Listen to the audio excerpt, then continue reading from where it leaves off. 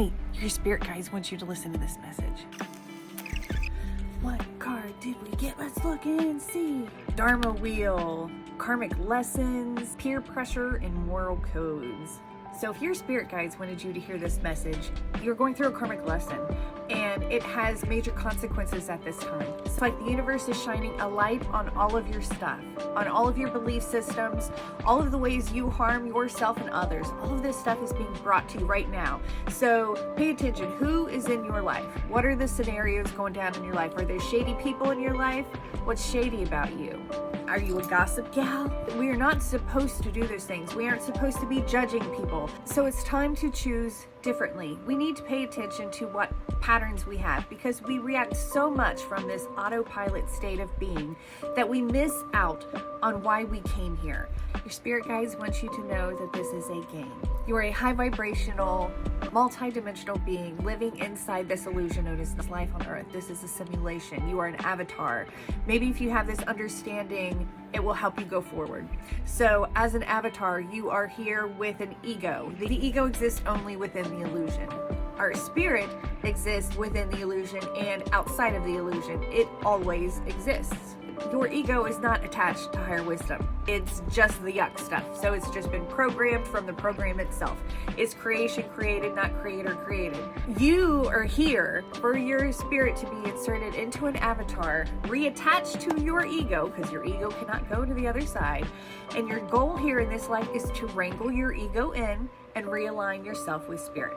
This Dharma wheel, karmic lessons, shit's being sped up. The frequency of the planet is rising. So the frequency that's being pushed upon you is rising. It's trying to push the dark stuff that we have within us to the light so that we can fix it. If you are acting negatively and harming others and just from this ego space of judging and gossiping and just being like a kind of a shitty friend and shitty person, it's time to fix it. You have to go back to connecting with spirit and doing the hard work to wrangle your ego in by being a co-creator with the creator so you can fix your stuff. Or it could be as easy as saying, I'm not my ego, I am not this body, I am spirit. Sometimes that's enough to jerk your ego off of you so that you can be free from it. But that's what you're doing. You're trying to free yourself from your ego. If you don't choose the better path, the harder path is going to get harder and harder, and you're going to get further and further away from your friends and family, and further away from why you came here to begin with. Think of all the suffering that you've experienced so far in this life. Do you want to come back and repeat that shit? Because that's what happens. If we get off course, we have to come and do it again. It is like a game, but our ego stays here as a karmic consequence for us. So as we go back home, we still have all this negative energy balled up with our name on it. So every time we come back and we incarnate, this ball of yuck gets spread upon every incarnation that we live in, and it screws us over. Now that the vibration of the planet is raising, and the archangels and angels and ascended masters are all here at this time to help us learn and walk us through this, there's no reason not to take them up on the offer. There's no reason not to do it. It's time to take self-control and accountability of your life. If you haven't been doing so, start now. Your spirit guides want you to start that shit. That's why you are here. That's why you are here. And be realigned to them. Go back to being in alignment with spirit. You're not alone. We're not meant to be alone. It was an illusion that you were alone because you separated yourself from it. It's like we forget. So remember, dear one, forget no longer. Let's see what our second card is, shall we? Oh. Spirit was like, hey, dum-dum, this isn't one you want to shovel. Thanks for kicking it out for me, guys. Team players. Just being a team over here. Our second card is King of Wands reversed. The King of Wands reversed means that we are so busy focused on our own thing, we are missing out on everybody else. It's like saying you know you're right, no matter how wrong you actually may be. It's not a mentality to have because, again, it cheats you. You're like continuing to stay in suffering by keeping this old mentality. Shine the light of love on it. So this card is like saying, it's not just about you, honey. There's other people out there and they have a say and they have a perspective. And it's time to open up to that and know that not everybody has lived your life. We all live very different lives, so we have different perspectives. That's what makes us all so freaking beautiful. I've said before, it's like God is a diamond and we are each a facet on the diamond. We may be close to one another at one frequency of existence, and be so far away from another facet down here that's its own clump of existence. It exists, and it is very valid to have its ideas and perspectives, just like you exist. And it is very okay for you to have all of your values and perspectives. But we can't dismiss each other. Just because we didn't experience doesn't mean they didn't experience it. And we need to get to the point where we can accept people making the decisions they've made in their life, knowing they did the best they could with what they've had. If you had the life that they had, you wouldn't be any further along than they are. So stop judging them. You couldn't have lived their life any better than they are. So stop judging them. You focus on your life. You are here to focus on you. That's it. You and your ego. If you were out there focusing on other people, you're doing it wrong. Bring it back to you. But don't bring it back to you so much that you're all you see.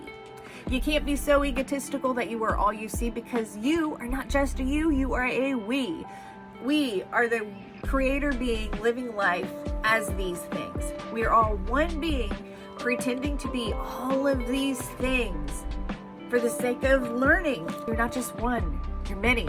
You can't exclude everybody else because you're so focused on you. So take your life out from under the microscope and look at a globe and spin that shit around and know there's people that live in all those different parts and they have different cultures and different ideas and different perspectives, and it's all okay.